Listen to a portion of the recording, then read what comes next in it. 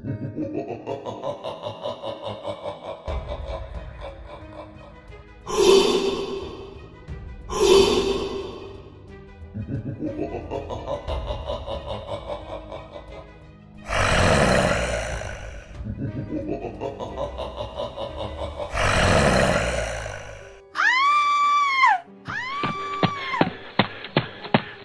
်ဟဲ့တနေရာကနေနမ်းမြရဲ့အော်တန်ကိုကြားလိုက်ရတော့အေဂရစ်တို့လည်းအတန်လာရဘက်ကိုပြေးသွားခဲ့ကြပါတယ်။ဒါပေမဲ့နေရာကိုရောက်တဲ့အခါမှာတော့နမ်းမြရဲ့မပြောနဲ့တောတတဝါတစ်ခေါက်ရဲ့အစအနာကိုတော့မတွေ့ရပါဘူး။ပတ်ဝန်းကျင်တစ်ခုလုံးလည်းအကြတန်တော်မကြားရတဲ့အထိတိတ်ဆိတ်ငြိမ်သက်နေပြီ။ဘေးပပတ်လည်းမှာတော့အပင်အိုကြီးတွေနဲ့ဝန်းရံထားပါတယ်။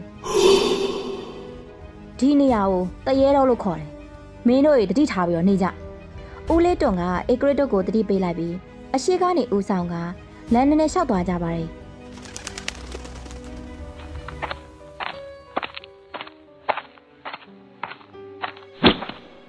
အဲဒီချိန်မှာပဲသူတို့အရှိကိုတစေတကောင်ပြုတ်ကျလာပြီးတော့အဲဒီတစေကတခြားသူမဟုတ်ပဲဦးလေးတွန်ရဲ့ပျောက်ဆုံးနေတဲ့သားဖူးခေါင်ဖြစ်နေပါတယ်။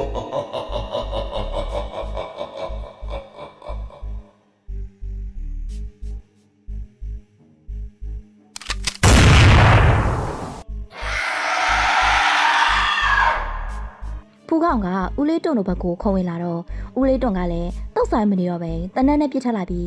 "तू ကငါသားမဟုတ်ဘူး။တရေတကောင်ပဲငါသားတေသွားတာကြာပြီ။မင်းတို့တွေကလေးမအောင်အော်ခေါ်ကြည့်လိုက်။နမ်းမြရေနမ်းမြရေ မင်းအဲ့လိုခေါ်နေတော့ तू ကကြားမယ်တယ်လားမင်းလည်းအသက်ထွက်သွားမယ်ငါတန်နဲ့ကိုညီပေးရမယ် ရွှေခဲကနမ်းမြကြအောင်လို့အော်ဖို့လုပ်တဲ့ချိန်ကဲကြပါဦးကျမကိုကဲကြပါဦး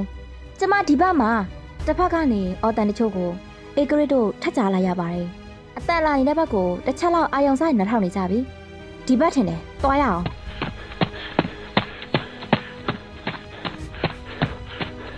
အနားကိုရောက်တဲ့အခါမှာတော့သူတို့ကြော်ခိုင်းကရက်နေတဲ့နမ်းမြိုင်ကိုတွေ့လိုက်ရပြီနမ်းမြိုင်ဒါပေမဲ့မတက်ရက်နေတာကနမ်းမြိုင်မဟုတ်ပဲအယောင်ဆောင်ထားတဲ့တစေမတစ်ကောင်တာဖြစ်နေခဲ့ပါတယ်ကဲကြပါဦးကျမကိုကဲကြပါဦးကဲကြပါဦးကျမကိုကဲကြပါဦးပြစ်ပြစ်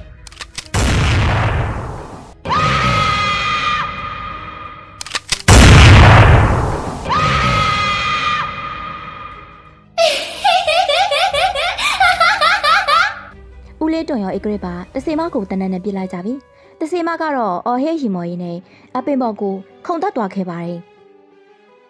နင်တို့ဒီနေ့ဒီညမှာသိရမယ်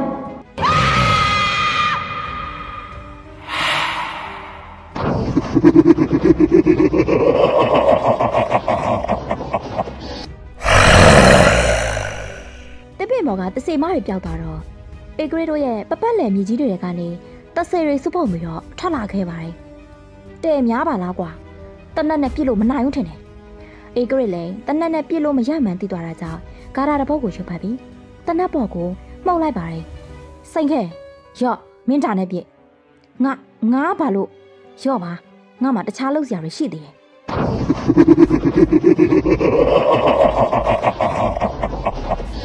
အေဂရစ်ကသူ့ရဲ့တနက်ကိုစိန်ခဲစီလန်းပေးလိုက်ပြီးသူကတော့မြေကြီးပေါ်တူထောက်ကမြေမုတ်တချို့ကိုဆုပ်ပြီးတော့ဂါထာတွေရွတ်ဖတ်လိုက်ပါတယ်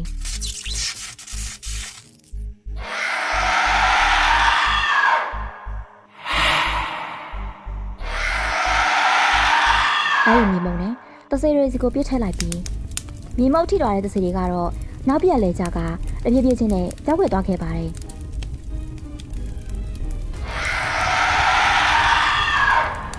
ဒီလိုနဲ့ပဲတစေတွေဟာများတစ်ထပ်များလာတာကြောင့်ဦးလေးတွန်လည်းအေဂရစ်ကိုကူညီပြီးတော့တစေတွေကိုတနက်နဲ့ဝိုင်းပြစ်နေခဲ့ပါတယ်စိတ်ခဲပြစ်လေအေဂရစ်အွန်လိုင်းတော့မှပဲအသိဝင်လာတဲ့စိတ်ခဲကလည်းဦးလေးတွန်ကိုတစေတွေစီကိုတနက်ချိန်ပြီးတော့ပြစ်ခတ်လိုက်ပါတယ်အေဂရစ်ကတနက်မှာမမုတ်ထားတာကြောင့်တခါပြစ်လိုက်တာထိသွားတဲ့တစေတွေကအရေးပြောပြီးနောက်ဆုံးမှာတော့ကြောက်ွယ်သွားခဲ့ပါတယ်တစေတွေအားလုံးကုန်သွားပြီဆိုတော့မှတစ်ပင်တွေကြားထဲကနေအတန်တန်ထွက်ပေါ်လာပြီးဦးလေးတုံသွားကြည့်လိုက်တဲ့ခါမှာတော့လူကောင်းနဲ့မွေးခနာကိုရှိရဲ့မကောင်းဆိုးမတစ်ကောင်ဖြစ်နေတာကိုတွေ့လိုက်ရပါတယ်မင်းတို့တွေတွားတော့ခလေးမကိုတွားရှာကြ ငါဒီကောင်ရှင်းပြီးတော့လိုက်လာခဲ့မယ်ငါ့ကိုစိတ်မပူနဲ့ဟုတ်ရပါမလားဦးလေးတုံရတယ်မင်းတို့သွားကြတော့ဧကရစ်စိန်ခဲနဲ့ရွှေခဲတို့လည်းဦးလေးတုံကိုတရမနဲ့တူထားခဲ့ကနန်းမြတ်ကိုလိုက်ရှာဖို့ထွက်လာခဲ့ကြပါတယ်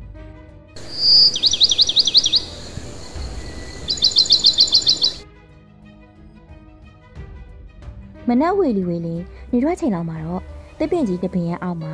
လဲကြကတတိလေးမေ့မျောနေတဲ့နန်းမြိုင်ကိုဧကရီတို့တွေ့လိုက်ရပြီးပွေးထုတ်ပေးခဲ့ပါတယ်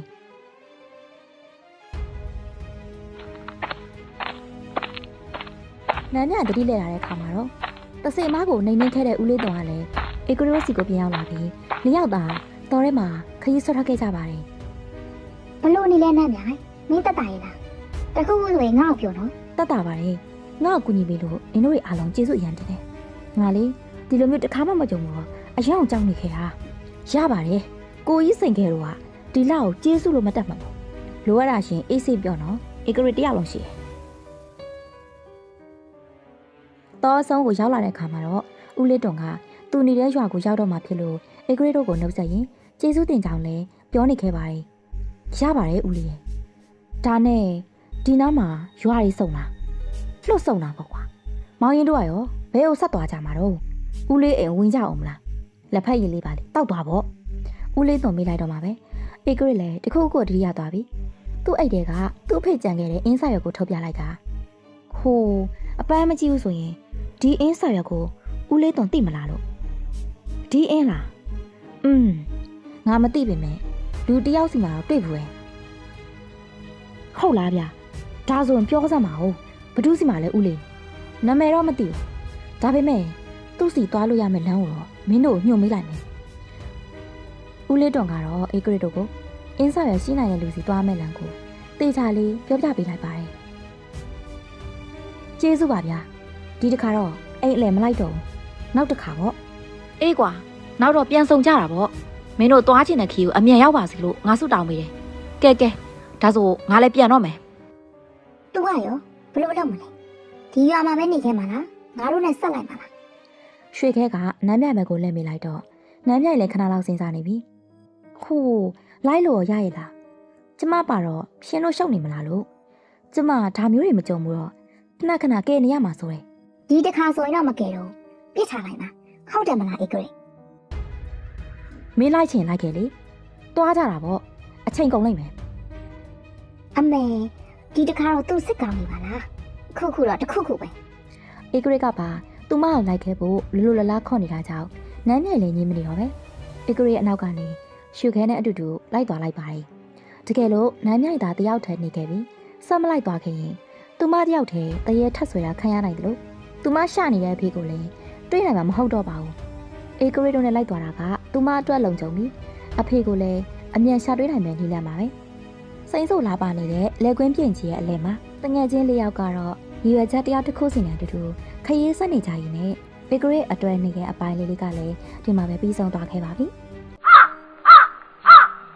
နေဝင်ချိန်ဖြစ်တာကြောင့်ကောင်းကင်ဘော်ကရောင်နေတန်းကြီးကဂျိုက်ဝမ်တခြားကိုအလင်းဟနေခဲ့ပါတယ်ဧကရစ်တို့အဖွဲ့ကလည်းရွာပြန်ရင်လမ်းကြုံလိုက်ပို့တဲ့ဦးလေးတွင်ရဲ့အနောက်ကနေတောက်လျှောက်မရက်မနာပဲနဲ့လိုက်လာခဲ့ကြတာအခုဆိုရင်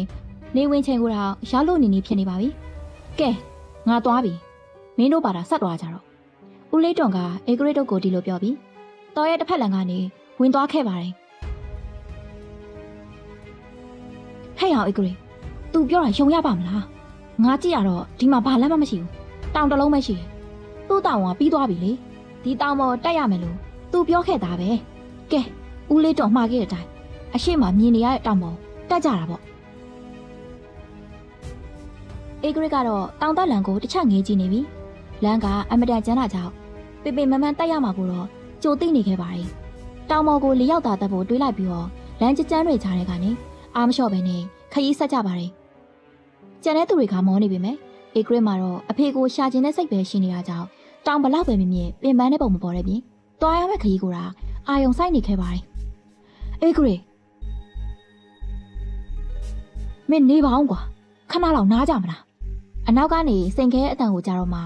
ဧကရစ်လည်းသွားနေတဲ့ခရီးကိုရပ်ပေးလဲကြည့်လိုက်တော့စိန်ခဲတယောက်အတော်မောနေပုံရပါတယ်တစ်ပင်အောင်မှထိုင်နေပြီးတစ်ဖက်မှာလည်းနမ်းမြိုင်ကပါကြောက်ဆောင်တွေကိုမီးရင်းနဲ့သူမရဲ့ဒူးတွေကို လက်တွေနဲ့ထွတ်နေခဲ့ပါတယ်ငါတို့သွားနေတာဘလောက်များရှိသေးလို့လဲလူငယ်တွေဖြစ်ပြီးတော့အမောမခံနိုင်ဘူးလား ကဲပါအေးကိုရမင်းကတော့ဟုတ်တာပေါ့ငါတော့မှပြန်ရတာအတောင်မြင်ကြောင်းလေလောက်စံပါသူတို့နှစ်ယောက်ဒီမှာထားခဲ့လို့မဖြစ်ဘူးတ냐ဖြစ်ဖြစ်နားကြမယ်လေနေလဲဝင်တော့မှာကွာမကြခင်မှောင်သွားရင်လမ်းပြောက်သွားလိမ့်မယ် ရွှေခဲပါဂျားတွေကဝင်ပြောတော့မှတော်ရမဲ့ခကြီးကိုအေဂရိတစ်ချက်ကြည့်လိုက်ပြီးနားဆိုလဲနားကြတာပေါ့ညဘက်ကိုရောက်လာတဲ့ခါမှာတော့အနီးနားကထင်းကြောက်လေးတွေရှာပြီးမိဘုံကတယောက်သာစုပြီးတော့ထိုင်နေကြပါတယ် ဘာလို့ဖြစ်တာလဲဘာမမြင်ရပါလားဘာတစ်ခုမှမတွေ့ရဘူး ဟဲ့အောင်ရွှေခဲဘာတွေဖြစ်နေရလဲဘာတွေကိုမမြင်ရလဲ မသိပါဘူးကွာအရင်ကတောတွေမှာဆိုရင်မျက်လုံးမှိတ်ပြီးအာယုံခံလိုက်ရတယ်တောတွေကအကောင်တွေအလုံးတွေ့ရတယ် မင်းပြောမှပဲတတိထားမိတယ်တော်ကတော်လေးကိုတိတ်ဆိတ်နေရပဲဟိုငါတို့နောက်ကိုလေဟိုဘက်တော်ကတရေတွေတော့လိုက်မလာတော့ပါဘူးနော်နန်းမြိုင်ကသူမတခါတာကြုံခဲ့ပူတဲ့တရေကိုအခုချိန်ဒီသွင်းနေပုံရပြီလိုက်လာတော့လဲဘာဖြစ်လဲငါတယောက်လုံးရှိနေတာဟုတ်အေဂရိဝင်ပြောလိုက်တော့မှနန်းမြိုင်လည်းငြိမ်သွားပြီ ဒီကလေးတစ်ခုခုလုပ်ကြည့်ပါလားအခုဟာငါရဲ့ဆွေမျိုးမှတ်တွေကိုတော့မတွေ့ရတဲ့အခြေအနေပဲအရေးကြီးလို့အခွင့်အခါကြုံလိုက်ငါခေါ်လို့မရတော့ဘူး ငါကြည့်လိုက်မယ်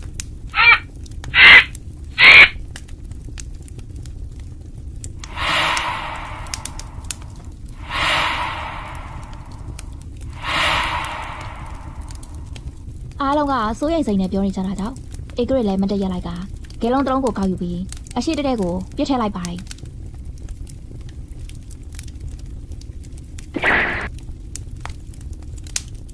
ဒါပေမဲ့ဂဲလုံးကအဝေးကြီးကိုမတွားပဲတခုခုကိုတားမိသွားတယ်လို့ပြုတ်ကျတော့တာကြောင့်အေဂရိလည်းနောက်ထပ်ဂဲတစ်လုံးကိုကောက်ကဂါရာရွတ်ပြီးတော့အရှိကိုလမ်းပြစ်လိုက်ပါတယ်ဒီတစ်ခါမှာတော့အရှိမာကာနေရဲ့သားစီတစ်ခုကိုတွေ့လိုက်ရပြီဘာကောင်မှမရှိတာမထူးဆောင်ဒီနေရာအားလုံးကသားစီတွေပဲငါတို့သွားမှာဒီလမ်းထင်တယ်အကာအကွယ်အောင်လုပ်ထားတယ် ဟုတ်မယ်နော်ဒါဆိုရင်အဲ့ဒီအကာအကွယ်ကိုထည့်လိုက်လို့ရတယ်မို့လား အေဂရိလည်းနောက်ထပ်ခဲတစ်လုံးကိုကောက်ယူပြီးဂါရာရှိတစ်ပုတ်ကိုရွတ်ဖက်ကပြည့်ထည့်လိုက်တဲ့ခါမှာတော့အငွေ့ရထောင်ကနေထွက်လာပြီးသူတို့အရှိကအသားစီးကလည်းပြက်စီသွားခဲ့ပါတယ်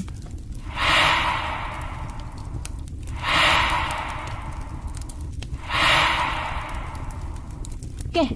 သွားကြတာပေါ့ဒီလမ်းဆိုတာသိကြတယ်တက်ကြွနေတဲ့အေဂရိကတော့လမ်းကိုတွေ့သွားတာနဲ့နားနေတယ်ဆိုတာကိုတော့မေ့ပြီးတော့ချက်ချင်းပဲလမ်းထဲဝင်သွားခဲ့ပါတယ် သွားဆိုလေသွားကြတာပေါ့နည်းနည်းတော့ကြောက်တယ် ဟိုမနာကြတော့ဘူးလားယင်သွားရမှာလားနောက်ကြတဲ့ချက်တော့တစ္ဆာဖောက်ပဲလာပါအမိလိုက်ကြတာပေါ့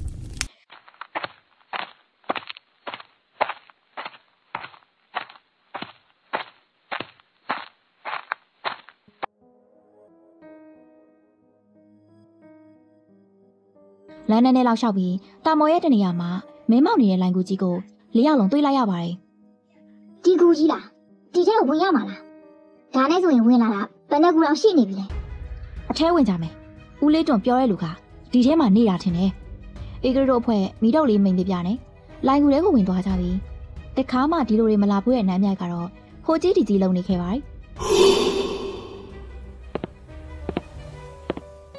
ကူထဲမှာအနံ့တက်မျိုးစုံရပြီးတခါတခါဖြတ်သွားဖြတ်လာအတန်တွေဖြင့်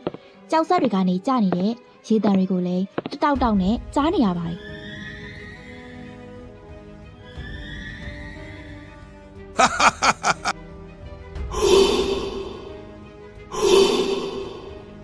အဲ့ဒီချိန်မှာပဲကူထဲကထွက်လာတဲ့အငွေတစ်ခုခုကသူတို့နာကိုရောက်လာပြီးစိတ်ခဲခိုင်လာတဲ့မိတော့ကိုငင်းပစ်လိုက်ပါတယ်အေဂရိမကြောက်နဲ့စိန်ခဲငါနာမှာပဲနေကြစိန်ခဲရွှေခဲနဲ့နမ်းမြတို့ကတော့မှောင်မဲနေတဲ့ကူကြီးထဲမှာထိတ်လိုက်နေကြပြီမင်းတို့ကဘာလို့လဲကူကြီးတဲ့နေရာကနေအတန်ဟင်းကနေထွက်လာပြီး ဒီမှာလူရှိနေရလား အတန်လာရာကိုလိုက်ရှာကြည့်ပေမဲ့ဘာအရေးရောက်မှမတွေ့ရပဲ ဘာလို့လဲကွာထွက်လာစမ်းပါတွေ့လို့ရတော့လေငါရဲ့အတောင်နဲ့ရိုက်ပြစ်မယ် ရွှေခဲလူရှိလားဗျဘယ်နားမှာလဲသိခွင့်ရမလားကျုပ်တို့ကဧည့်သည်တွေပါခမားစီကိုလာခဲ့တာ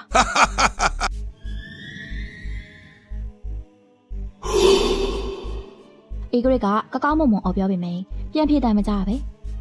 မင်းတို့ကဒီမှာပါလို့နေကြတယ်ဟမ်ဒါငါပါနဲ့ပဲအ တန်လာရကိုအေဂရိလဲကြည့်လိုက်တော့တခုခုကိုတွေ့လိုက်ရပြီအဲ့ဒီအရာကြီးကသူ့ရဲ့အာယုံကိုလှည့်ဖြာလိုက်ရကြောင်းအေဂရိရဲ့ခေါင်းတွေမူနောက်လာပြီးလဲကြမတွက်ဖြစ်သွားရပါတယ်ဘေးနားကိုကြည့်လိုက်တဲ့ခါမှာတော့သူ့ရဲ့တငယ်ချင်းတွေကိုတယောက်မှမတွေ့ရတော့ပဲဒီနေရာမှာသူတယောက်တည်းကြံနေခဲ့ပါတယ်အေဂရိတခြားသူတွေရောဒုက္ခပါပဲကဲကြပါဦးအားလုံးဘယ်ရောက်သွားရလဲငါဘယ်လိုရောက်နေရလဲ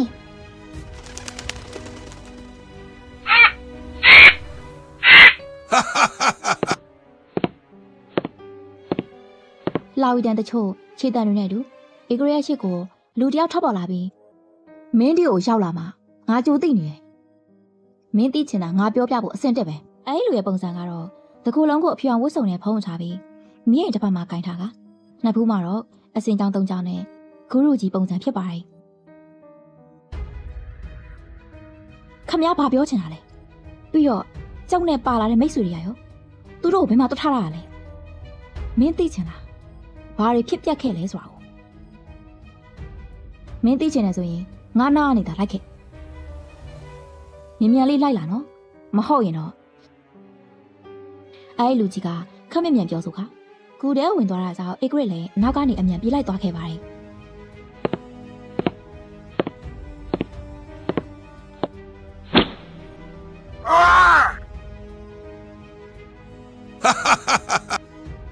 မင်းဘာလုပ်နေရလဲမြင်မြတ်မလာသေးဘူးလားမင်းမိတ်ဆွေတွေကိုအဆုံးရှုံးခံတော့မလို့လား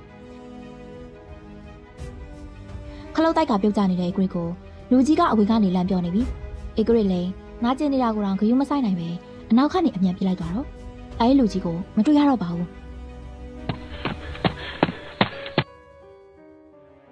ငါဒီမှာမင်းဘယ်တွေသွားနေရလဲဝင်ပေါက်၃ပေါက်ရှိပြီးအေဂရစ်မျက်စိလည်နေတဲ့အချိန်တပေါက်ကနေအဲဒီလူကြီးပေါ်လာပြီးအေဂရစ်သွားဖို့လုံးမင်းဘယ်သွားမလို့လဲငါကဒီမှာလေနောက်ထပ်တစ်ပေါက်မှာလည်းအတန်တန်ငါကဒီမှာကွာမင်းဒီကိုလာလေဘာတွေကြောက်နေရလဲသူ့ရဲ့ပတ်လဲမှာအဲဒီလူကြီးရဲ့အတန်တွေအများကြီးဖြစ်နေပြီးတော့အေဂရစ်လည်းမျက်စိလက်ကမူးလဲကြမတတ်ဖြစ်နေခဲ့ပါပြီငါဒီမှာငါစီကိုလာခဲ့မဟုတ်နော်ငါကဒီမှာရှိနေတာမင်းအမြန်လာစမ်းပါဘလောက်ပဲစိတ်ကိုစူးစီးနေပါစေသူ့ဘေးနားမှာပတ်နေတဲ့လူတွေရဲ့အတန်ကြောင့်အေဂရစ်ရဲ့ခေါင်းတွေကိုက်ခဲလာပြီးခဏကိုမလဲကြတော့အောင်လို့ထိန်ထားနေရပါတယ်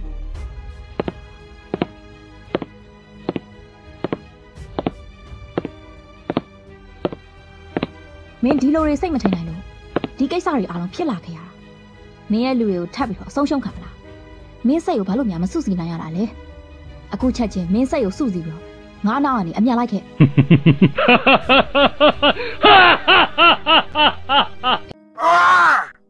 သူ့ကိုအရှိကနေပျော်ဆို့နေတဲ့လူကိုကြည့်ကြောက်အေဂရစ်လည်းလွင့်ပြက်နေတဲ့စိတ်တွေထင်အောင်ထင်မှားဖြစ်နေတဲ့အာယုံတွေကိုတေချာလေးထိန်ချုံနေခဲ့ပါတယ်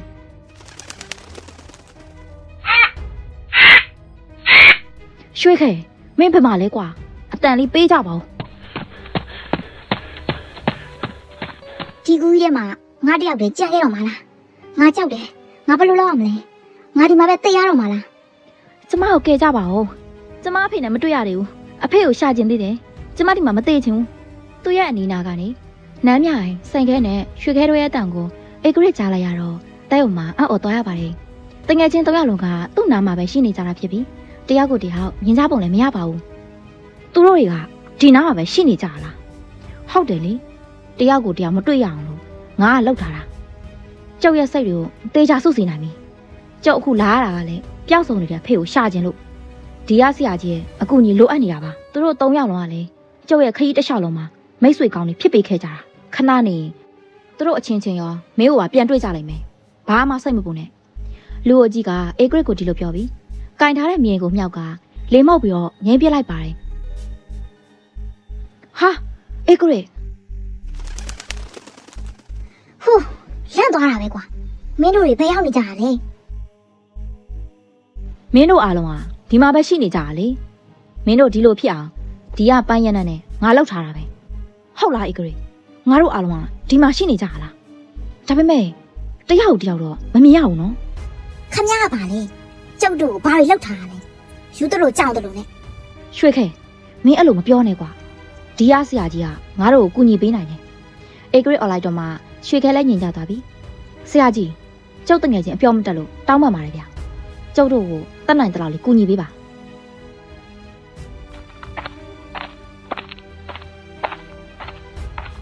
အေဂရစ်ပြောလိုက်တဲ့အခါဆရာကြီးကဘာမှပြန်မပြောပဲအရှိကနေလှည့်ထွက်သွားပြီးအေဂရစ်တို့ဘက်ကလည်းအနောက်ကနေကြောင်တုံတောင်လေးရက်ရည်နဲ့ကြံနေခဲ့ပါတယ်ဟိုလူကထွက်သွားပြီငါတို့ကဒီမှာပဲနေခဲ့ရမှာလား ငါပြောတာပဲအဲ့လူကယူနေတာလို့ငါတို့ဒီကူထဲမှာတိတ်စေချင်နေတာလေ ရွှေခဲမင်းတော်ပါတော့ကွာမင်းတို့တွေဘာရက်လုံနေကြတာလဲငါနာလိုက်ခဲ့လေအော်ဟုတ်ကဲ့ပါဆရာကြီး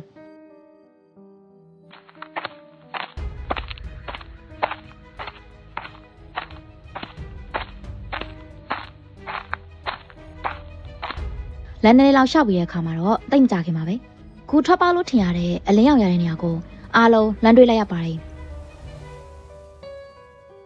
ဒီမှာထွက်ပေါက်ရှိနေတာပဲကူထဲမှာတော့တော်လေးကိုမောင်းတယ်ရွှေခဲရဲ့အသားလိုပဲ မင်းစကားကိုကြည့်ပြောနော်စိန်ခင်လူကပြောနေရမဟုတ် ကူပေါက်ကနေထွက်လိုက်တာနဲ့ရွာလို့ထင်ရတဲ့နေရာကိုရောက်လာကြပြီအိမ်လေးတစ်လုံးကိုပါထပ်တွေးလိုက်ရပါတယ်အားလုံးတက်ခဲ့ကြဆရာကြီးကဦးဆောင်ကအိမ်မော်ကိုတက်သွားတော့အေဂရစ်တို့လည်းအသားလေးနောက်ကနေလိုက်တက်သွားကြပါတယ်ကဲပြောစမ်းပါအောင်မောင်ကြီးမင်းဖေကိုဘလို့ရှာမှာလဲပြောရရင်တော့ရှေ့တယ်ဗျဒါပေမဲ့ပစ္စည်းလေးတခုတော့ကြုံမှာပါတယ်အဲ့ဒါနဲ့ရှာလို့ရမလားမသိဘူးအေဂရစ်ကအင်းစာရွက်ကိုထုတ်ပေးလိုက်တော့ဆရာကြီးလည်းလမ်းယူပြီးတေးစာကြီးက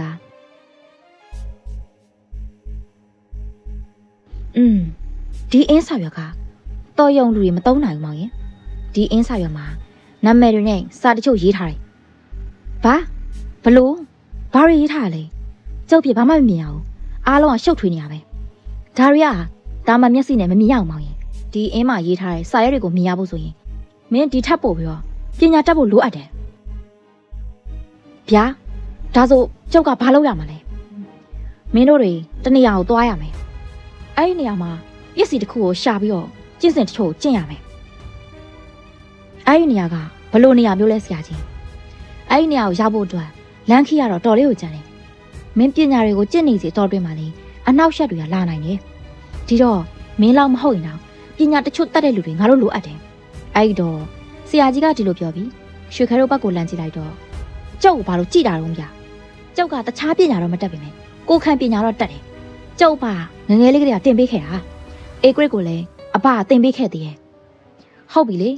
ဒါဆိုရင်ဆရာကြီးကရွှေခဲကိုကြည့်လိုက်ပြန်နော်ကျုပ်ကလည်းအထင်မသေးနဲ့နော်ခရီးတစ်လျှောက်လုံးကျုပ်ကပဲကူညီပေးခဲ့တာကဲမင်းတို့ညတော့ဟုတ်ပါပြီ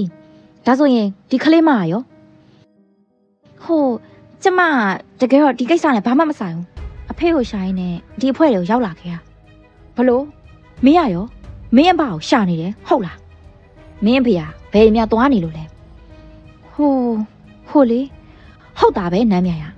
မင်းအဖေကဘလို့ပျောက်သွားရလဲသေချာပြောပြပါဦးဟုတ်တယ်ငါတို့ကိုပြောပြခဲ့တော့ကြားအကြောင်းပဲပါတာအားလုံးကဝိုင်းပြောနေကြတော့နမ်းမြလည်းသူမအဖေအကြောင်းကိုပြောပြဖို့ခေါင်းငုံလိုက်ပြီ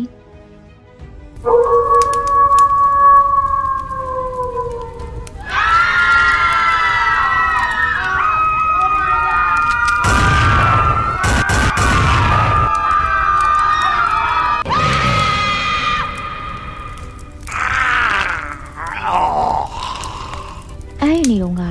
လာကြတဲ့နေကောင်းကင်တစ်ခုလုံးလက်မင်းကြီးကရဲတောက်နေတဲ့အချိန်ကျမတို့ရွာလေးကိုအနီးနားကမကောင်းဆိုးရတယ်ဝင်လာခဲ့တယ်။ရွာသားတွေကလည်းဘာလို့ဘာခိုင်းရမှမသိဘူး။ကြားရတဲ့နဲ့တိုက်ခိုက်ကြတာပေါ့။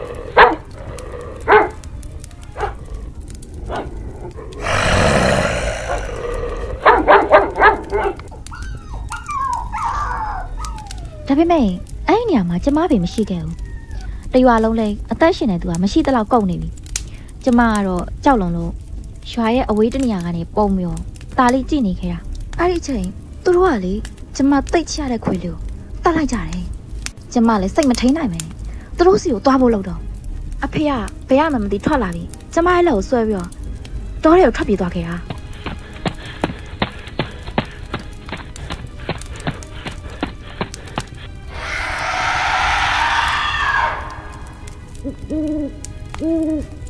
ပေမဲ့တော်နဲ့ထဲကိုရောက်လာတော့အဲ့လိုကျမမတွေ့ရတော့ဘူးကျမတယောက်တည်းတော်ထဲမှာကြံနေခဲ့တာကျမဖေကဘယ်ရောက်သွားတာလဲတရေတွေဆွဲသွားတာလားကျမမသိဘူးမင်းပြောဖို့ရဆိုရင်တော့မင်းဖေဟာတော်ထဲမှာတရေတွေဆိုတာခံခဲ့ရတာတင်တယ်ကျမကတော့အဲ့လိုမထင်ဘူးအဖေကမသေးသေးဘူးအားကြောင့်ကျမကိုလာခဲ့ရလေဒါဆိုရင်မင်းနဲ့ထွက်ပြေးနေတဲ့ချိန်မင်းဖေကဘယ်ရောက်သွားတာလဲနမ်းမြိုင်ကသူမရဲ့ဖေချောင်းပြောပြပြီငိုယိုနေတဲ့ခါမှာတော့ဧကရစ်စိန်ခဲနဲ့ရွှေခဲတို့ကလည်းနမ်းမြိုင်ကိုကြည့်နေစိတ်မကောင်းဖြစ်ခဲ့ကြပါတယ်ဒါဆိုသူ့အဖေကစောရရတည်ပြီးတော့သူ့ကိုဝိညာဉ်နဲ့လာခဲ့တာများလားရွှေခဲမင်းရတော့လေပောက်ကြရတယ်ပြောပြန်ပြီအေးပါကွာငါမပြောတော့ပါဘူးငါငြိမ်လေးပဲနေပါတော့မယ်ဒါနဲ့နမ်းမြိုင်အဲ့ရွာရောအခုဘာဖြစ်သွားပြီလဲကျမမသိဘူးကျမထင်တရွာလုံးမရှိတော့ဘူးထင်တာပဲအဲ့ညာမီးတွေလောင်နေခဲ့ရလေကျမသိတာအဖေကိုအရန်တတိရတယ်ကဲပါငိုမနေနဲ့တော့မင်းဖေကိုငါတို့အားလုံးကူပြီးတော့ရှာပေးမယ်ဂတိပေးတယ်ဟုတ်ပြီလားမင်းဖေနဲ့ပြန်ဆောင်စေရမယ်ဟုတ်ဆရာကြီးကျမလည်းလေတတ်တင်တထိုက်တာတွေအဖေစီကတင်ထားပြီးသားပါအဲ့ဒီပညာတွေကဒီလန်ခိမှာအသုံးဝင်မယ်လို့ကျမထင်တယ်ကဲကောင်းပြီလေအားလုံးကအရေးချင်းကိုစီနဲ့ဆိုတော့လေငါကဘာမှမပြောတော့ဘူးခရီးကိုမနှက်ဖြစ်နေမထွက်ခင်မှာစထွက်ကြမယ်တောင်ပေါ်ဆိုတော့အချိန်နဲ့ယူရမယ်ပြီးတော့ခရီးရလဲတော်တော်လေးကိုကြမ်းတယ်ကဲမင်းတို့အားလုံးလို့တဲ့နေရာမှာဝင်အိတ်ကြတော့အားလုံးတယောက်ကာကွယ်နေနေကြပေါ့ငါလည်းသွားအိတ်တော့မယ်ကဲအားလုံးပဲငါမှားတာတွေကိုအားလုံးမှတ်ထားကြအောင်မောင်ရင်အခုသွားကြတာပေါ့မနက်ဝိလီဝင်လင်းချိန်လောက်မှာတော့ဆရာကြီးကကြံခဲ့တဲ့စိန်ခဲရွှေခဲနဲ့နမ်းမြိုင်တို့ကိုမှားစရာရှာတွေမှားချနေခဲ့ပါတယ်ညတော့ကတော့အားလုံးနဲ့အတူတူသွားဖို့တွေးထားပေမဲ့လေအနောက်ရှက်ဖြစ်မှာဆိုတာကြောင့်အဓိကလူဖြစ်တဲ့ဧကရစ်ကိုသာခေါ်သွားဖို့ဆရာကြီးကဆုံးဖြတ်လိုက်ပါတယ်ဆရာကြီးနဲ့ဧကရစ်တို့လည်းခရီးစားထွက်လာကြပြီတနေရာရောက်မှာတော့တောင်ကုန်းတောင်နယ်တွေနဲ့စီးဆင်းနေတဲ့ရေတံခွန်ကြီးအပါဝင်ရေကန်ကြီးကိုတွေးလိုက်ရပါတယ်ဆရာကြီးကတော့ဧကရစ်ကျင်းစင်ကျင့်နေတဲ့အချိန်မှာအနောက်ရှက်ကင်ဖို့အတွက်နေရာကောင်းကိုလိုက်ရှာနေတာဖြစ်ပြီးဧကရစ်ကတော့တောင်ကုန်းရဲ့နေရာကိုထိကအာယုံခံကြည့်နေပါတယ်ဘလို့လဲမောင်ရင်လူငယ်တယောက်အနေနဲ့ဒီနေရာလေးကကြည့်လို့လှတယ်မလားဒါပေမဲ့လေဒီလိုမျိုးလှပနေတဲ့နေရာကကြောက်စရာတွေနဲ့ပြည့်နေရဲဆိုတာဘသူကထင်ပါလဲအပေါ်ရန်အလှတွေနဲ့အတွင်းမှာမှောင်မိုက်နေတာမျိုးပေါ့ကျုပ်လည်းခံစားမိပါတယ်ဆရာကြီးဒါနဲ့ကျုပ်ကဘာတွေကြည့်ရမှာလဲဆရာကြီးကိုယ်တိုင်တင်ပြပေးမှာလားမင်းကျင်းကြရမယ်နီးလန်းတွေကိုဟိုနားကတစ်တာထဲမှာကိုယ်တိုင်ရှာကြည့်ရမယ်ဆရာကြီးလက်ညှိုးထိုးပြလိုက်ရတဲ့နေရာကိုဧကရစ်ကြည့်လိုက်တော့တန်တတလေးတလုံးကိုတွေ့လိုက်ရပြီးအဲ့ဒီနားကိုသွားကဖွင့်ကြည့်လိုက်ပါတယ်တစ်တာထဲမှာတော့ဘာမှထူးထူးတူတူမရှိပဲမီးအိမ်တစ်လုံးမီးကြီးဆန်တချို့အပါဝင်စာအုပ်အုပ်ကိုပါတွေးလိုက်ရပါတယ်ဒီဟာတွေကအရင်လူကျင့်ပြီးတော့ထားသွားတဲ့ဟာလေမင်းဖေလည်းဒီထဲမှာပါခဲ့တယ်ဒီထဲကအတိုင်းမင်းကျင့်ကြံနိုင်မယ်လို့ငါထင်တယ်တစ်တာတွေကစာအုပ်ကိုဧကရစ်ယူထုတ်လိုက်ပြီးဆာရစ်ကိုလန်ကအကြံဖြင့်ဖတ်ကြည့်လိုက်ပါတယ်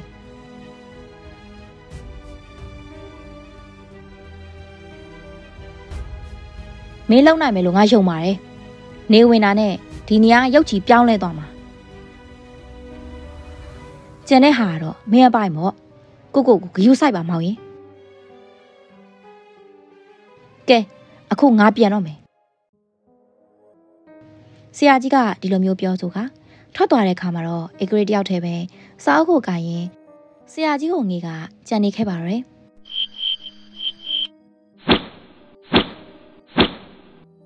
စိန်ခဲကလည်းဆရာကြီးခိုင်းထားတဲ့အတိုင်းစာအုပ်ကိုကြည့်လိုက်ဆေးရွက်ဆေးမြေတချို့ကိုစုံနေထည့်ပြီးထောင်လိုက်နေဖော်ဆက်နေခဲ့ပါတယ်ငငယ်လေးကလေးကဆေးစရာအဘာနဲ့ကြည်ပြင်းလာရတာကြောင့်ဒီလိုမျိုးဆေးဖော်ဆက်ရတာကစိန်ခဲနဲ့လည်းမဝေးတဲ့ပြင်သူ့ရဲ့လက်စွမ်းကလည်းမသေးလာပါဘူးနှစ်ဖူးမှထွက်လာတဲ့ချွေးတွေကိုလက်နဲ့တုပ်ပြက်ကစာအုပ်ကိုတလဲကြည့်လိုက်ဆေးစုံကိုတလဲကြည့်ရင်စူးစမ်းနေရှာပါတယ်ဆေးတွေရောဆက်လို့ပြီးသွားပြီဆိုတော့မှဆရာကြီးမှန်တဲ့အတိုင်းပဲစုံတွေကဆေးတစုပ်စားတော့ကိုလက်ထက်ထဲပြီးအနက်ခန့်ကြည့်လိုက်တော့ဆေးရဲ့စွမ်းချက်ကစိန်ခဲအောင်ပြစ်လဲကျသွားတဲ့အထိပါပဲဟာ ကိုစိန်ခဲမဟုတ်မှလွယ်ရောမေ့စီတွေရှူလိုက်တာလားစိန်ခဲတယောက်စေးထောင်းလာလိုက်တာမနက်နေထွက်ချိန်ကနေစလို့ညနေနေဝင်ချိန်ကိုတော့ရောက်လာပြီးမေ့စီအနာထက်စီတွေပြင်အစိတ်ကိုပါလုံနိုင်ခဲ့ပါတယ်ဟိုးပင်မလိုက်တာကွာအေကိုရဲ့အတွက်ပဲစူးစမ်းရမှာပေါ့ငါအတွက်လည်းနည်းနည်းတော့ပါတယ်နမ်းမြိုင်ကလည်းသူမရဲ့လေးသက်ပညာကိုအရင်ကထပ်ပိုကောင်းအောင်လို့လေ့ကျင့်နေပြီအချက်တိုင်းကပြစ်မှတ်ကိုထိအောင်တေချာလေးပြစ်ခတ်နိုင်ခဲ့ပါတယ်ဒီကလေးမတော်လိုက်တာငါတပည့်လို့မပြောရအောင်ဘယ်မှာလဲရှင်တပည့်อ่ะပြောစမ်းမအောင်ဒါကကျမဖေစီကတင်ခဲ့တာနော်ဟုတ်ပါပြီ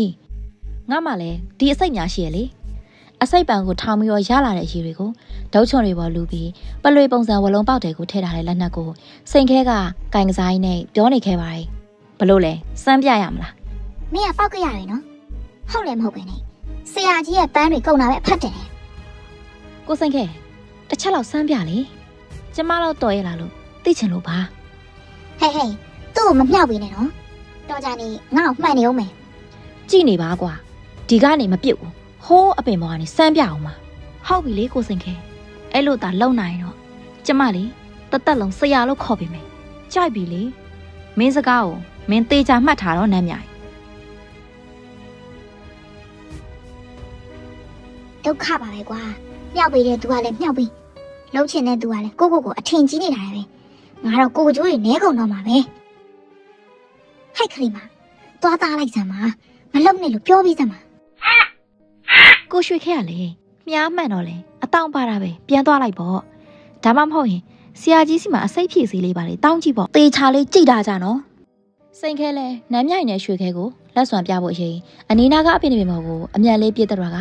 တက်ကိုင်တစ်ခုပေါ်ရက်လိုက်ပြီးအစိတ်ညာကိုမမုတ်ထုတ်ခင်ပါပဲသူရက်နေတဲ့တက်ကိုင်6ချီကအောက်ကိုကြိုးကြလာခဲ့ပါတယ်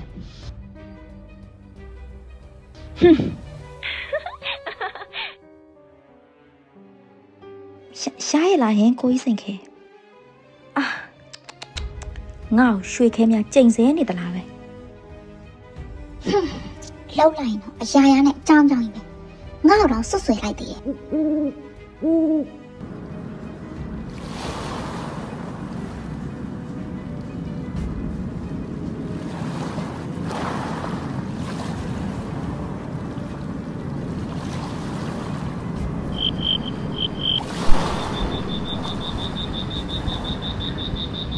တနေ့တိုင်းရဲ့နောက်ဆုံးချင်းဖြစ်တဲ့ညနေချိန်ကိုတပြေးပြေးရောက်လာပြီးရေတကွန်အနာကတောင်ကုန်းလေးပေါ်မှာတယောက်တည်းတရားချင်းချင်းနေရှာတဲ့အေဂရစ်ကိုတော့ပရိအော်တန်တွေ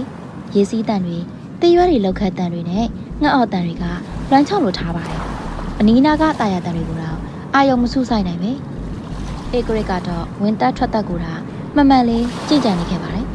ညနေချိန်တော့တေးချာဂရုစိုက်မောင်ရင်နားထဲမှာဆရာကြီးပြောတဲ့တန်ကိုကြားလာတာကြောင့်အနောက်ရှက်ဖယ်တဲ့ခါတာကိုအတန်တူတူနဲ့အေဂရစ်ရုပ်ဖက်လိုက်ပါတယ်ဒါပေမဲ့ဒီနေရာကတရေတပတ်တွေကနှင်းနဲ့ချီကြက်စားလာတာကြောင့်အေဂရစ်ရဲ့ကာတာကိုအရေးအောင်လုပ်ပုံမရပါဘူးကြောက်ဆောင်ရဲ့ကြားအပင်တွေပေါ်နဲ့ကြောက်တုံတွေကိုကွဲကပေါ်လာလိုက်ပျောက်လာလိုက်နဲ့တရားကျင့်နေတဲ့အေဂရစ်ကိုအမျိုးမျိုးနောက်ရှက်နေကြပါတယ်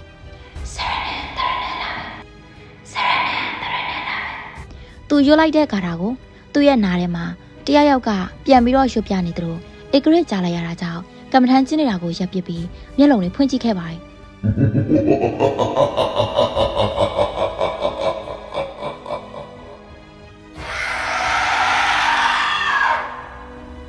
ငါ့အောင်များလာနောက်ရှက်တာပေါ့မင်းတို့တဲ့ငါဘဒုပို့စွမ်းတယ်လေဌာနေရာကနေထားပြီးအတန်လာရာကိုလိုက်ရှာပေမဲ့လေဘယ်မှမတွေ့ရပါဘူး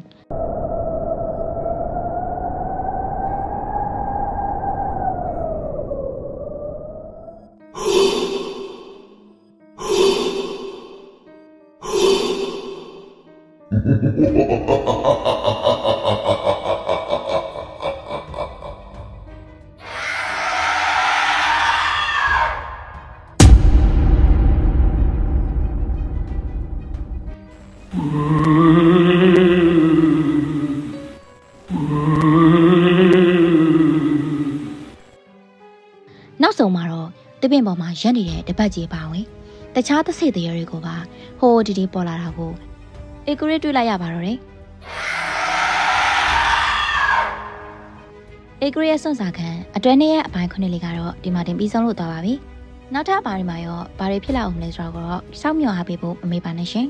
အားလုံးပဲကျမပျော်ရွှင်စရာနေ့ရက်လေးကိုပိုင်ဆိုင်ပြီးတော့တဘာဝဘေးအန်ဒီရတွေကနေလွတ်မြောက်ကင်းစင်နိုင်ကြပါစေလို့ဆုတောင်းပေးလိုက်ရပါတယ်